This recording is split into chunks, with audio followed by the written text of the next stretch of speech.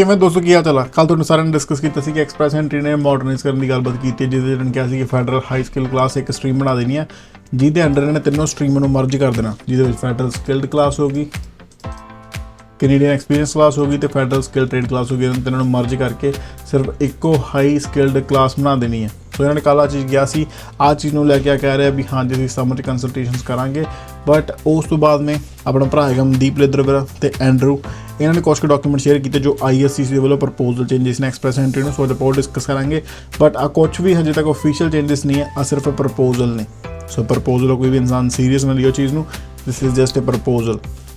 Proposal 1 ਦੇ ਵਿੱਚ ਕੀ ਕਹਿ ਰਹੀ ਹੈ IRCC, ਜਿਹੜੇ ਮਰਜਿੰਗ ਕਰਨੇ ਤਿੰਨ ਸਟਰੀਮਾਂ ਮਰਜ ਕਰਨੀਆਂ, federal skilled worker, skill trade ਤੇ Canadian experience class into 1 program, ਜਿਹੜਾ ਹਾਈ ਸਕਿੱਲ ਵਾਲਾ ਪ੍ਰੋਗਰਾਮ ਬਣਾਉਣਾ ਚਾਹੁੰਦੇ ਆ, ਜਿਹਦੇ 'ਚ ਰਿਕੁਆਇਰਮੈਂਟਾਂ ਨੂੰ ਬਦਲਾਵ ਕਰਨ ਦਾ ਕਹਿ ਰਹੇ ਨੇ। ਪਹਿਲੇ ਨੰਬਰ 'ਤੇ ਐਜੂਕੇਸ਼ਨ ਦੀ ਰਿਕੁਆਇਰਮੈਂਟ ਜੋ ਹੁਣ ਕਹਿੰਦੇ ਕਰੰਟਲੀ ਹੈਗੀ ਆ, required ਬਾय federal skilled worker only, not available for CEC ਤੇ ਫੈਡਰਲ ਸਕਿੱਲ ਟ੍ਰੇਡ। ਸੋ ਆ ਕਹਿੰਦੇ ਕਿ ਅਸੀਂ ਪ੍ਰਪੋਜ਼ ਕਰਦੇ ਪਏ ਆ IRCC ਦੇ ਵੱਲੋਂ ਪ੍ਰਪੋਜ਼ ਚੇਂਜਿਸ ਨੇ ਹਾਂ ਕਿ ਹਾਈ ਸਕੂਲ ਕਰ ਦੇਣਾ। ਸੋ ਜਿਹੜੇ ਲੋਕਾਂ ਦੇ ਕੋਲ ਹਾਈ ਸਕੂਲ ਕੈਨੇਡਾ ਦਾ ਹੈਗਾ ਗੁੱਡ ਨੇ, ਜਿਹੜੇ ਵੀ ਲੋਕਾਂ ਦੇ ਕੋਲ ਹਾਈ ਸਕੂਲ ਇੰਡੀਆ ਦਾ ਕਿਸੇ ਹੋਰ ਦੇਸ਼ ਦਾ, ਤਾਂ ਉਹ ਚੀਜ਼ ਤੁਸੀਂ ECA ਕਰਵਾ ਕੇ ਤੁਸੀਂ ਕੁਆਲੀਫਾਈ ਕਰ ਪਾਓਗੇ। ਬਟ ਜੇ ਆਹ ਚੇਂਜਿਸ ਅਸੈਪਟ ਹੁੰਦੇ ਨੇ ਤਾਂ ਸੋ ਆਹ ਸਿਰਫ ਪ੍ਰਪੋਜ਼ਲ ਹੈ, ਕੁਛ ਵੀ ਓਫੀਸ਼ੀਅਲ ਨਹੀਂ ਹੈ। ਲੈਂਗੁਏਜ ਨੂੰ ਲੈ ਕੇ ਚੇਂਜਿਸ ਇਹਨਾਂ ਨੇ ਕਿਹਾ ਵਾ ਕਿ ਫੈਡਰਲ ਸਕਿੱਲ ਵਰਕਰ 'ਚ ਹੋਣੇ ਚਾਹੀਦੇ CLB 7, CC ਚਾਹੀਦੇ CLB 5 ਤੋਂ 7, ਫੈਡਰਲ ਸਕਿੱਲ ਟ੍ਰੇਡ ਚਾਹੀਦੇ 4 ਤੋਂ 5। ਤਾਂ ਕਹਿੰਦੇ ਕਿ CLB 6 ਕਰ ਦੇਣਾ ਸਾਰੇ ਟੀਅਰਸ ਲਈ ਲੈਂਗੁਏਜ ਰਿਕੁਆਇਰਮੈਂਟ। ਵਰਕ ਐਕਸਪੀਰੀਅੰਸ ਹੁਣ ਫੈਡਰਲ ਸਕਿੱਲਡ ਵਰਕਰ 'ਚ 1 ਸਾਲ ਦਾ ਚਾਹੀਦਾ, CC 'ਚ 1 ਸਾਲ ਦਾ ਚਾਹੀਦਾ ਤੇ ਫੈਡਰਲ ਸਕਿੱਲ ਟ੍ਰੇਡ 'ਚ 2 ਸਾਲ ਦਾ ਚਾਹੀਦਾ। ਆ ਕਹਿੰਦੇ ਕਿ ਸਿਰਫ 1 ਸਾਲ ਦਾ ਕਰ ਦੇਣਾ ਕਿਊਮੂਲੇਟਿਵ ਇਨ ਟੀਅਰ 0, 1 to 3 ਵਿਦਿਨ ਲਾਸਟ 10 ਸਾਲਾਂ ਦੇ ਵਿੱਚ। ਕੈਨੇਡੀਅਨ ਹੋ ਸਕਦਾ, ਫੋਰਨ ਹੋ ਸਕਦਾ, ਬਟ ਫਿਰ ਉਹੀ ਆ ਇਹਨਾਂ ਨੇ ਜੇ ਕਲਾਸ ਹੀ ਚੇਂਜ ਕਰ ਦੇਣੀ ਹੈ, CC ਹਟਾ ਦੇਣਾ, ਤਾਂ ਫਿਰ ਕੈਨੇਡੀਅਨ ਤੇ ਫੋਰਨ ਵਰਕ ਐਕਸਪੀਰੀਅੰਸ ਕਹਿੰਦੇ ਕੁਆਲੀਫਾਈ ਕਰਵਾਉਣਾ ਚਾਹੁੰਦੇ ਆ।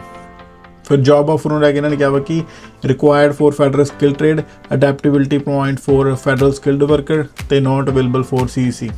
ਆ ਕਹਿੰਦੇ ਕਿ ਜੌਬ ਆਫਰ ਦੀ ਰਿਕੁਆਇਰਮੈਂਟ ਨਹੀਂ ਰੱਖਣੀ ਸੀ, ਨਾਟ ਏ ਮਿਨੀਮਮ ਐਲੀਜੀਬਿਲਿਟੀ ਰਿਕੁਆਇਰਮੈਂਟ, ਸੋ ਹਟਾ ਦੇਣੀ ਹੈ। ਪੁਆਇੰਟਸ ਗ੍ਰੇਡ ਜਿਹੜਾ ਫੈਡਰਲ ਸਕਿੱਲਡ ਵਰਕਰ ਲਈ 67 ਪੁਆਇੰਟ ਦਾ ਕ੍ਰਾਈਟੀਰੀਆ ਹੁੰਦਾ ਵਾ, ਉਹਨੂੰ ਐਲੀਮੀਨੇਟ ਕਰ ਦੇਣਾ। ਪ੍ਰਪੋਜ਼ਲ ਹੈ, ਕੁਛ ਵੀ ਓਫੀਸ਼ੀਅਲ ਨਹੀਂ ਹੈ। ਸੋ ਆਹ ਸੀਗਾ ਪ੍ਰਪੋਜ਼ਲ 1। ਸੋ ਪ੍ਰਪੋਜ਼ਲ 2 ਦੇ ਵਿੱਚ ਇਹਨਾਂ ਨੇ ਕਿਹਾ ਵਾ ਕਿ ਰੀਕੈਲੀਬ੍ਰੇਟ ਕਰਨਾ CRS ਸਕੋਰ। ਹੁਣ CRS ਸਕੋਰ ਆਪਾਂ ਸਾਰਿਆਂ ਨੂੰ ਪਤਾ ਕਿਸ ਬੇਸ 'ਤੇ ਮਿਲਦੇ ਆਪਾਂ ਨੂੰ, ਜਿਹਦੇ ਵਿੱਚ ਪਹਿਲੇ ਨੰਬਰ 'ਤੇ ਏਜ, ਉਹ 'ਚ ਕਹਿੰਦੇ ਸੀ ਕੋਈ ਚੇਂਜਿਸ ਨਹੀਂ ਕਰਨੇ।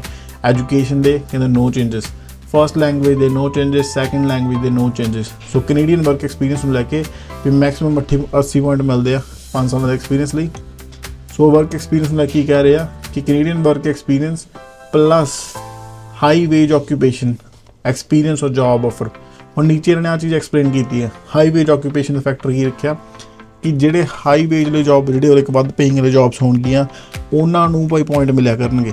ਹੁਣ ਜਿਹਦੇ ਵਿੱਚ ਇਹਨਾਂ ਨੇ ਕੀ ਕਹਿਤਾ ਕਿ points for Canadian work experience ਔਰ ਜੌਬ ਆਫਰ ਇਨ ਆਕੂਪੇਸ਼ਨ ਅਰਨਿੰਗ ਅਬਵ ਦੀ ਨੈਸ਼ਨਲ ਮੀਡੀਅਨ ਵੇਜ। ਸੋ ਜਿਹੜੀ ਵੀ ਫੋਰ ਐਗਜ਼ਾਮਪਲ ਕੋਈ ਇਨਸਾਨ ਨਰਸ ਹੈ, ਨਰਸ ਨਹੀਂ ਕਾਰਪੈਂਟਰ ਲਗਾ ਲਓ, ਹੈ ਨਾ, ਕਾਰਪੈਂਟਰ ਹੈ, ਉਹਨੂੰ ਮੀਡੀਅਨ ਵੇਜ ਪ੍ਰੋਵਿੰਸ ਦੀ ਮਿਲਦੀ ਪਈ ਹੈ, ਮੰਨ ਲਓ ਵੀ $27 ਹੈਗੇ ਕਿਸੇ ਪ੍ਰੋਵਿੰਸ 'ਤੇ, ਤਾਂ ਜੇ ਉਹਦੇ ਨਾਲੋਂ ਵੀ ਉਹ ਵੱਧ ਕਮਾ ਰਿਹਾ ਤਾਂ ਉਹਦੇ ਪੁਆਇੰਟ ਮਿਲਿਆ ਕਰਨਗੇ ਉਹਨੂੰ। ਸੋ ਜੇ ਮੰਨ ਲਓ ਵੀ ਟੀਅਰ ਥ੍ਰੈਸ਼ਹੋਲਡ ਪ੍ਰਪੋਜ਼ ਜੇ 1.5 ਗੁਣਾ 1.3 ਗੁਣਾ ਵੱਧ ਪੇ ਕਮਾ ਰਿਹਾ ਤਾਂ ਪੁਆਇੰਟ, 1.5 ਗੁਣਾ ਵੱਧ ਪੈਸੇ ਕਮਾ ਰਿਹਾ ਤਾਂ ਐਕਸਟਰਾ ਪੁਆਇੰਟ, ਜੇ 2 ਗੁਣਾ ਪੈਸੇ ਵੱਧ ਕਮਾ ਰਿਹਾ ਵਾ ਨੈਸ਼ਨਲ ਮੀਡੀਅਨ ਵੇਜ ਤੋਂ ਤਾਂ ਵੱਧ ਪੁਆਇੰਟ ਮਿਲਣਗੇ। ਜਿਵੇਂ ਫਾਈਨੈਂਸ਼ੀਅਲ ਐਨਾਲਿਸਿਸਟ ਐਟ 1.3 ਗੁਣਾ, ਇੰਜੀਨੀਅਰ ਤੇ ਟੀਚਰ 1.5 ਗੁਣਾ, ਫਿਜ਼ੀਸ਼ੀਅਨ ਤੇ ਪ੍ਰੋਫੈਸਰ 2 ਗੁਣਾ ਕਮਾਉਂਦੇ ਆ। ਸਰ ਲਿਸਟ ਅਪਡੇਟ ਕਰਨਗੇ ਰੈਗੂਲਰਲੀ। ਸੋ ਇਸ ਬੇਸਿਸ 'ਤੇ ਪੁਆਇੰਟ ਦੀ ਗੱਲਬਾਤ ਕਰ ਰਹੇ ਨੇ। ਫਿਰ ਉਹ ਤੋਂ ਬਾਅਦ ਇਹਨਾਂ ਨੇ ਕਿਹਾ ਵੀ ਕਿ ਜੌਬ ਆਫਰ ਦੇ ਪੁਆਇੰਟ ਸੋ ਟੈਂਪਰੇਰੀ ਰਿਮੂਵ ਕੀਤੇ ਹੋਏ ਆ ਮਾਰਚ 2025 ਤੋਂ। ਇਹਨਾਂ ਨੇ ਜਿਹੜੇ ਆਪਾਂ ਨੂੰ 50 ਪੁਆਇੰਟ ਮਿਲਦੇ ਸੀ LMI ਦੇ, ਉਹਦੀ ਗੱਲ ਹੋ ਰਹੀ ਹੈ। So C above reintroduced for high wage occupations. So ਜਿਹੜੀਆਂ ਹਾਈ ਪੇਇੰਗ ਜੌਬਸ ਹੋਣਗੀਆਂ ਉਹਨਾਂ ਲਈ ਜੌਬ ਆਫਰ ਦੇ ਪੁਆਇੰਟ ਹੋਣਗੇ, ਲੋ ਵੇਜ LMI ਲਈ ਨਹੀਂ। Skills transfer ability max 100 point ਮਿਲਦੇ ਤੇ। ਸੋ ਆ ਕਹਿੰਦੇ ਕਿ enhance trade qualification foreign work experience retained. ਇਹਦੇ ਨਾਲ ਨੀਚੇ ਦੱਸਿਆ ਆਪਾਂ ਨੂੰ enhance Canadian licensure recognition. So better recognition of for holder of COQ। So ਜਿਹੜੇ ਲੋਕਾਂ ਦੇ ਸਰਟੀਫਿਕੇਸ਼ਨ ਆਫ ਕੁਆਲੀਫਿਕੇਸ਼ਨ ਆ ਇਨ ਰੈੱਡ ਸੀਲ ਡੈਜ਼ਿਗਨੇਟਡ ਟ੍ਰੇਡ। ਸੋ ਜਿਹੜੇ ਲੋਕ ਰੈੱਡ ਸੀਲ ਨੇ, ਫੋਰ ਐਗਜ਼ਾਮਪਲ ਇਲੈਕਟ੍ਰੀਸ਼ੀਅਨ ਨੇ, ਪਲੰਬਰ ਨੇ, ਉਹ ਰੈੱਡ ਸੀਲ ਹੋ ਜਾਂਦੇ ਨੇ। Exploring of exploration of recognition for another regulated professions, points for trade apprenticeship work under also under consideration। सो आ चीज़ों की डिस्कशन हजे चलती पई है, कुछ भी ऑफिशियल नहीं है। So these are just propose directions, ठीक है। उदों बाद च फिर इन्होंने गलबात की है ਜਿਹੜੇ ਪ੍ਰੋਵਿੰਸ਼ੀਅਲ ਤੇ ਟੈਰੀਟਰੀ, ਸੋ ਜਿਹੜਾ ਆਪਾਂ ਕਿਸੇ ਵੀ ਇਨਸਾਨ ਕੋਲ ਪ੍ਰੋਵਿੰਸ਼ੀਅਲ ਸਰਟੀਫਿਕੇਟ ਹੁੰਦਾ ਨੋਮੀਨੇਸ਼ਨ ਦਾ, ਉਹਨੂੰ 600 ਪੁਆਇੰਟ ਮਿਲਦੇ ਆ। ਆਹ ਰਿਮੂਵਲ ਜਾਂ ਮੋਡੀਫਿਕੇਸ਼ਨ ਕਰਨ ਦੀ ਗੱਲ ਕਰਦੇ ਪਏ ਆ। ਫਿਰ ਫ੍ਰੈਂਚ ਦੇ 25 ਤੋਂ 50 ਪੁਆਇੰਟ ਮਿਲਦੇ ਆ, ਉਹਨੂੰ ਰਿਮੂਵ ਜਾਂ ਮੋਡੀਫਾਈ ਕਰਨ ਦੀ ਗੱਲਬਾਤ ਕਰਦੇ ਪਏ ਆ। ਫਿਰ ਸਟੱਡੀ ਇਨ ਕੈਨੇਡਾ ਦੇ 15 ਤੋਂ 30 ਪੁਆਇੰਟ ਮਿਲਦੇ ਆ, ਉਹਨੂੰ ਰਿਮੂਵ ਜਾਂ ਮੋਡੀਫਾਈ ਕਰਨ ਦੀ ਗੱਲਬਾਤ ਕਰਦੇ ਪਏ ਆ। ਫਿਰ ਸਿਬਲਿੰਗ ਇਨ ਕੈਨੇਡਾ 15 ਪੁਆਇੰਟ ਉਹਦੇ ਮਿਲਦੇ ਆ, ਜੋ ਰਿਮੂਵ ਜਾਂ ਮੋਡੀਫਾਈ ਕਰਨ ਦੀ ਗੱਲਬਾਤ ਕਰਦੇ ਪਏ ਆ। ਤੇ ਸਪਾਊਸ ਦੇ ਪੁਆਇੰਟ ਜਿਹੜੇ 40 ਪੁਆਇੰਟ ਮਿਲਦੇ ਆ, ਉਹਨਾਂ ਨੂੰ ਪ੍ਰਪੋਜ਼ ਕਰਦੇ ਪਏ ਆ ਰਿਮੂਵਲ ਦੇ ਲਈ, ਠੀਕ ਹੈ।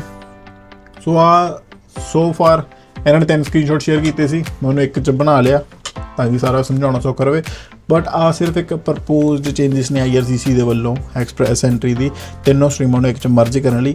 ਇਸ ਤੋਂ ਇਲਾਵਾ ਵੀ ਹਜੇ ਡਿਸਕਸ਼ਨਸ ਹੋਣਗੀਆਂ, ਨਵੇਂ ਪ੍ਰਪੋਜ਼ਲ ਆਉਣਗੇ ਤੇ ਫਿਰ ਜਾ ਕੇ ਸਟੇਕ ਹੋਲਡਰਾਂ ਦੇ ਨਾਲ ਪ੍ਰੋਵਿੰਸਾਂ ਨਾਲ ਬੈਠ ਕੇ ਉਹ ਫਿਰ ਡਿਸਾਈਡ ਕਰਨਗੇ। ਪਰ ਸਾਨੂੰ ਪ੍ਰੋਵਿੰਸਾਂ 'ਚ ਸ਼ਾਇਦ ਇਨਵੋਲਵ ਨਹੀਂ ਹੁੰਦੀਆਂ, ਬਟ ਸਟੇਕ ਹੋਲਡਰ ਜਿਹੜੇ ਹੁੰਦੇ ਆ, ਕਲਾਇੰਟਸ ਹੁੰਦੇ ਆ, ਉਹਨਾਂ ਨਾਲ ਬੈਠ ਕੇ ਡਿਸਕਸ ਕਰਕੇ ਜਾਂ ਉਹਨਾਂ ਦੇ ਨਾਲ ਡਿਸਕਸ਼ਨ ਤੋਂ ਬਾਅਦ ਫਿਰ ਇੱਕ ਫਾਈਨਲ ਨਤੀਜਾ ਆਊਗਾ ਜਿੱਥੇ ਸਾਰੇ ਐਗਰੀ ਹੋਣਗੇ ਤੇ ਉਸ ਬੇਸਿਸ 'ਤੇ ਨਵੇਂ ਚੇਂਜਸ ਹੋਣਗੇ ਜੋ ਆਪਾਂ ਨੂੰ ਪਤਾ ਲੱਗੂਗਾ। ਆ ਸਿਰਫ ਪ੍ਰਪੋਜ਼ ਚੇਂਜਸ ਨੇ, so this is nothing official. But spouse ਦੇ ਪੁਆਇੰਟ ਕਹਿੰਦੇ ਵੀ ਰਿਮੂਵ ਕਰਨ ਬਾਰੇ ਸੋਚ ਰਹੇ ਆ।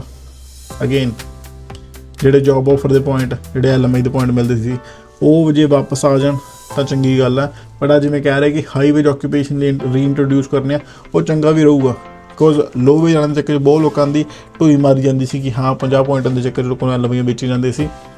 that will be good, because ਆਹ ਅਪਡੇਟ ਪਹਿਲਾਂ ਵੀ ਪਿੱਛੇ ਜਿਹਾ ਆਇਆ ਸੀ IRCC ਦੇ ਕਿਸੇ ਪਲਾਨ ਦੇ ਵਿੱਚ। ਉਹਨਾਂ ਨੇ ਦੱਸਿਆ ਸੀ ਕਿ ਜੋਬ ਆਫਰ ਦੇ ਪੁਆਇੰਟ ਐਕਸਪ੍ਰੈਸ ਐਂਟਰੀ 'ਚ ਵਾਪਸ ਲੈ ਕੇ ਆਉਣੇ ਆ, ਬਟ ਹਾਈ ਵੇਜ ਆਕੂਪੇਸ਼ਨਸ ਦੇ ਲਈ। ਸੋ ਹੋ ਸਕਦਾ ਕਿ ਆ ਚੇਂਜਸ ਹੋਣ, ਹੋ ਸਕਦਾ ਆ ਚੇਂਜਸ ਨਾ ਹੋਣ, but this is all proposal right now.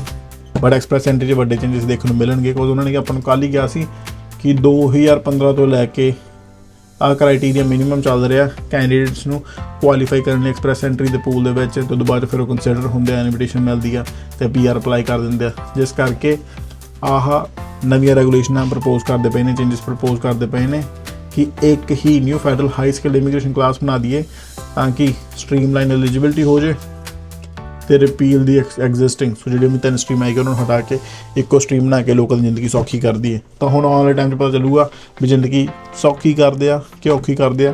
So far ਆ ਸੀਗੇ propose changes. I hope it helps. Thank you.